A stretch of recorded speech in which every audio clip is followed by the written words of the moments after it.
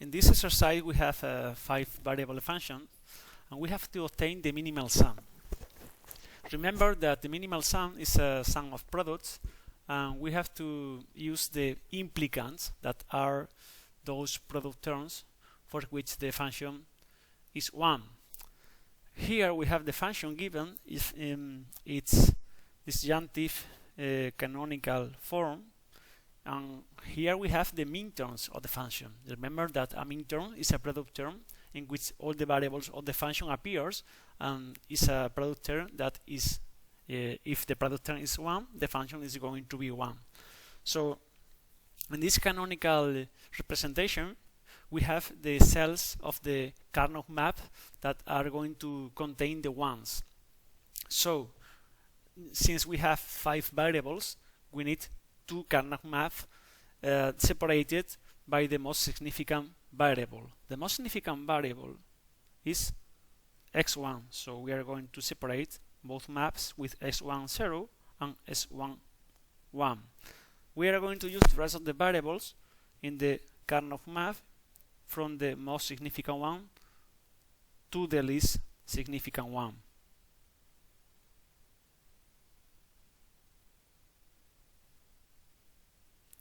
Okay, so if in the first Karnaugh map we are going to have the min terms from 0 to 15, and in the second from 16 to 31. So we are going to have the ones in the following positions.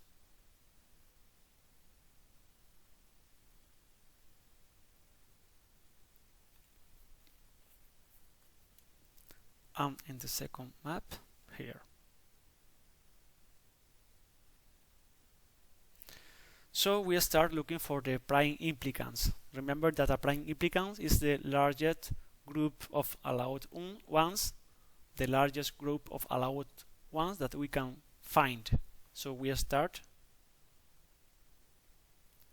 always looking at the implicants we can form when combining both maps. Remember that it's like putting one map on the other. So the cells that are touching each other, they are adjacent. So for example, I see this implicant here combining both maps that I'm going to call implicant 1. We can find, for example, as well, this another prime implicant combining both maps.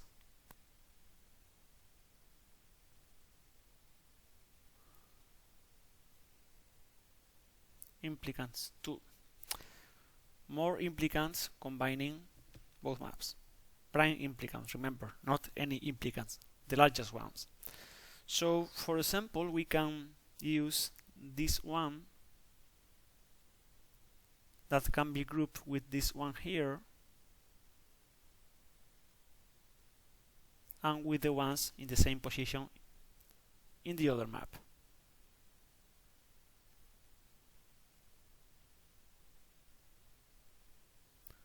So it's going to be, for example, implicant 3. I cannot find more implicants, prime implicants, combining both maps. So we are going to start with the first map, for example. So we can, for example, here have these implicants that can be implicant 4. Note that I normally use dash line for the prime implicants when combining both maps, and a continuous line when grouping the prime implicants of one individual map. So more implicants, for example this one,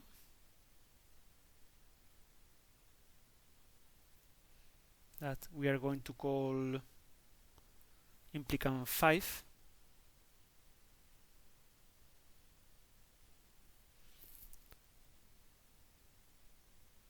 More implicants, for example, this one that we can form here, that is going to be sorry, implicant 6.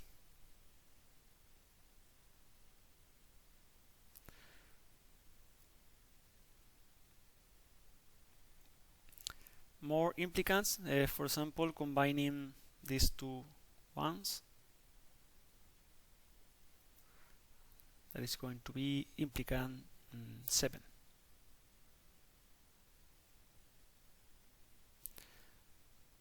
More implicants, the other one that I'm seeing is this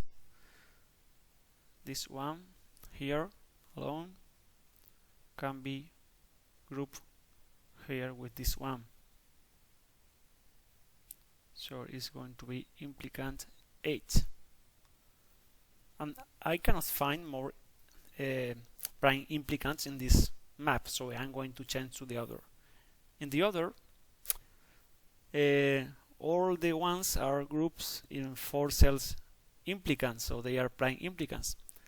So the only prime implicants that I can add here is one covering this and cover 1, that I'm going to call this, for example,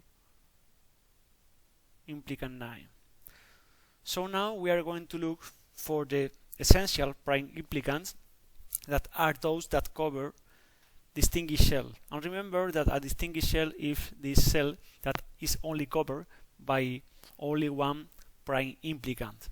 For example, here we have that implicant 2 cover these 2 cells that are distinguished, so implicant 2 is going to be an essential prime implicant. For example, implicant 3 is covering this cell. Sorry, this cell. I don't know what I did. Now, implicant 3 is covering this cell that is distinguished, so implicant 3 is going to be an essential prime implicant. Implicant 7 is covering this distinguished cell, so is as well an essential prime implicant. I see that implicant 9 is covering this cell that is as well a distinguished cell.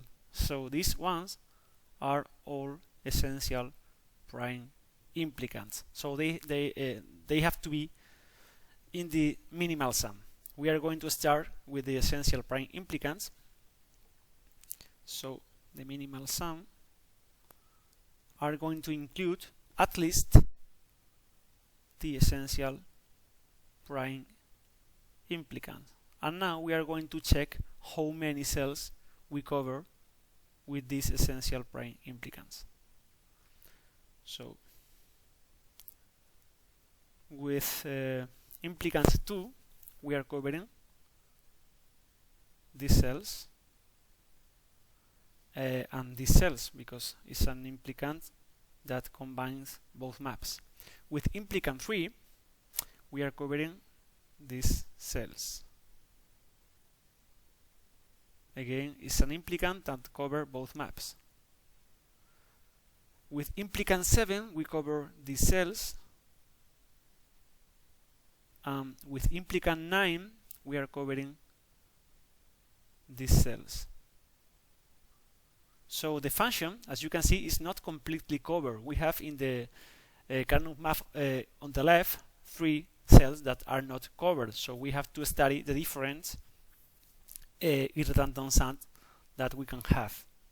So we can cover, I'm going to start with this, we have to be really tidy and we have to be careful when covering the cells, just not to miss any combination. So if we start with this cell, we can use implicant 1, that is this from both maps,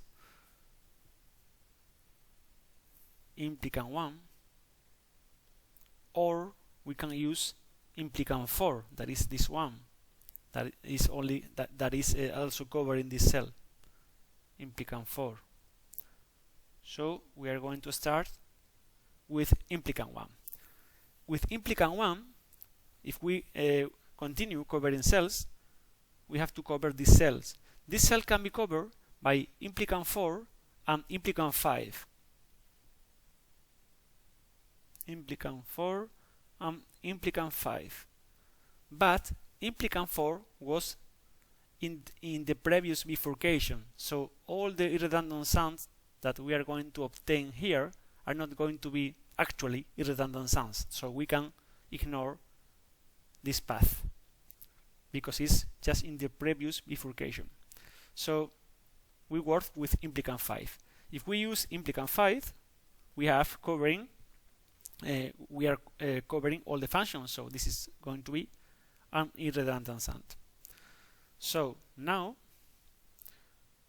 we are going to study the rest of the combinations.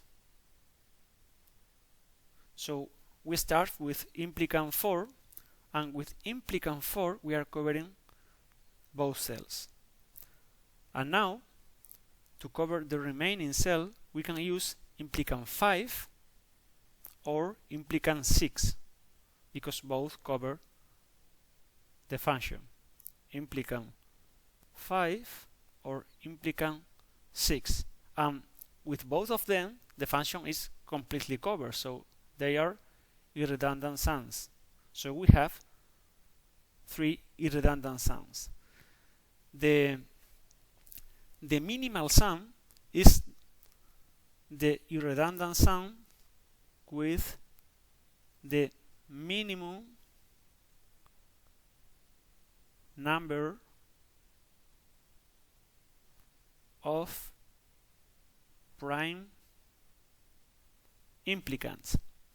So the number of prime implicants is 4 plus 2 in all the cases, so 6 prime implicants. So all of them, the 3 of them, are minimal sums.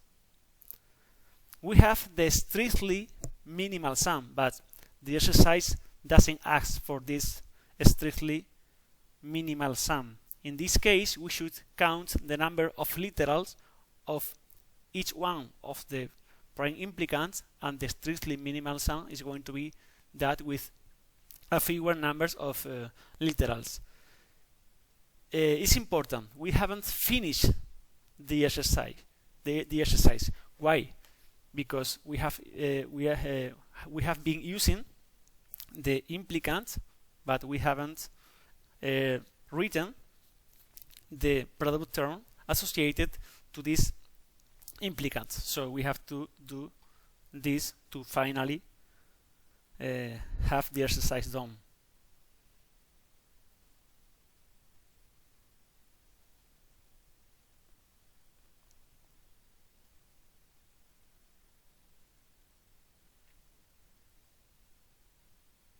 Remember that to form the product terms that are associated to these groups, the implicants, we have to include the variables that don't change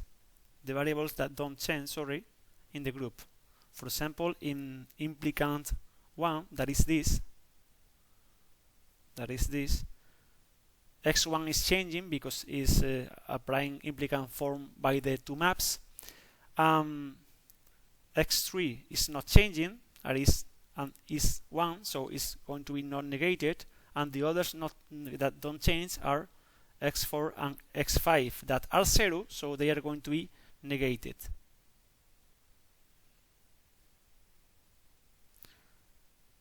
So I'm going to finish writing all the prime implicants.